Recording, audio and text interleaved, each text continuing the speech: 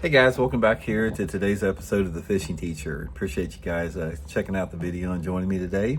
And it's freaking 4 degrees outside and the tackle room's freezing, guys. So I'm in the house here doing today's video. I want to talk a little bit about something that's really going to help you out.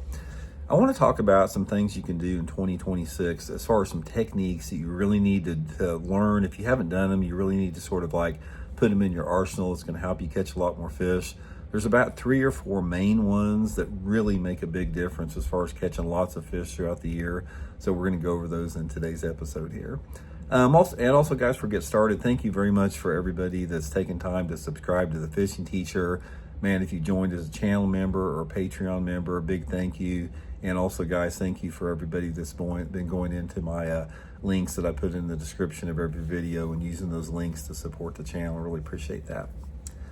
Okay, guys, a lot of you may or may not know about these techniques that I'm going to talk about, but there's about 3 or 4 different techniques that every single angler needs to get decent at, or at least needs to incorporate in their arsenal, because they're probably 3 or 4 of the most consistent bass catching techniques that there are in fishing, period. So I sort of want to go over those in today's video.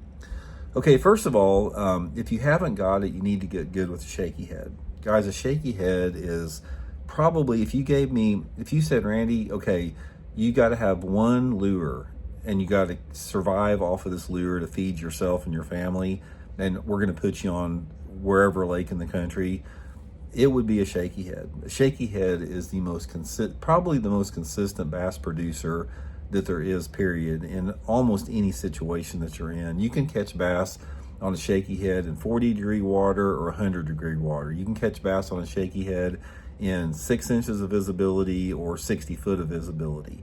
It works on sunny days, it works on cloudy days. It's just a great bait all the way around.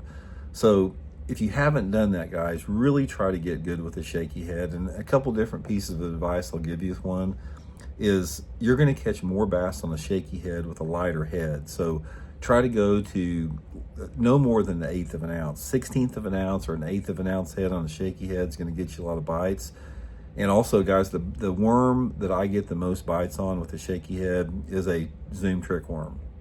If the bass are pretty aggressive, I'll use a full-size trick worm, and if they're not that aggressive, I'll bite it off the egg sac and use a shorter version. But a trick worm on a light shaky head is a freaking deadly bass catcher that you really have to learn how to fish. Okay, the other one is sort of like along those same lines. If you haven't learned it, is you got to learn how to fish a wacky rig. Wacky rig is another one of those baits that catch bass under about any condition, about any time of year. It's probably the most natural presentation of any type of a bait out there.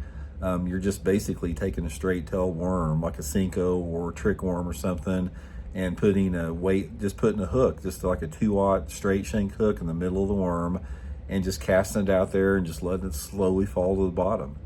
That natural fall of a wacky rig, guys, is irresistible to fish. Bass love it in about any condition. And the thing that's sort of cool about a shaky head, or excuse me, a wacky, is that you can catch bass on them in about any water column. It's like you can catch bass. I've caught them on a wacky rig, twitching it on the surface. I've caught them fishing it 2 or 3 inches under the surface, like fishing a floating worm or fluke. I've caught them on the bottom in 10 or 15 feet of water. They'll hit it on the way down. It's just a really natural presentation for bass to get on. Okay, another one, if you haven't fished it much, we'll probably get into 4 today, is a finesse jig. A little bitty ball head finesse jig, like my Blaukat Finesse Throwback jig. A small downsized finesse jig that's only about 2 or 3 inches long is another great bass catcher. And sometimes, they want the shaky head presentation or the wacky, a little bit more thinner profile, but other times they like a little bit more bulkier bait, and a finesse jig is one of them. So you can take a finesse jig, guys, like a 3/8 ounce or 1/2 ounce finesse jig, and fish it around steep rocky banks, fish it around riprap banks, channel banks, around bluffy type areas. Really, really good bait to fish all year long. It works. The baits that I'm talking about here, they work all the time. I don't care if it's January or July, or dirty water, clear water, they will work. The only thing that you have to do is just sort of adjust your color with it. Adjusting your color on them will allow you to maximize the different water visibilities that you fish. And finally, the last one, which is sort of like gotten thrust along the wayside, people don't fish them anymore, is just an old school Texas rig plastic worm. Guys, you can take just an old school plastic worm, like a curly-tailed worm or like a ribbon-tailed worm, 6 or 7 or 8-inch ribbon-tailed worm on like a 3/16 or quarter-ounce bullet sinker.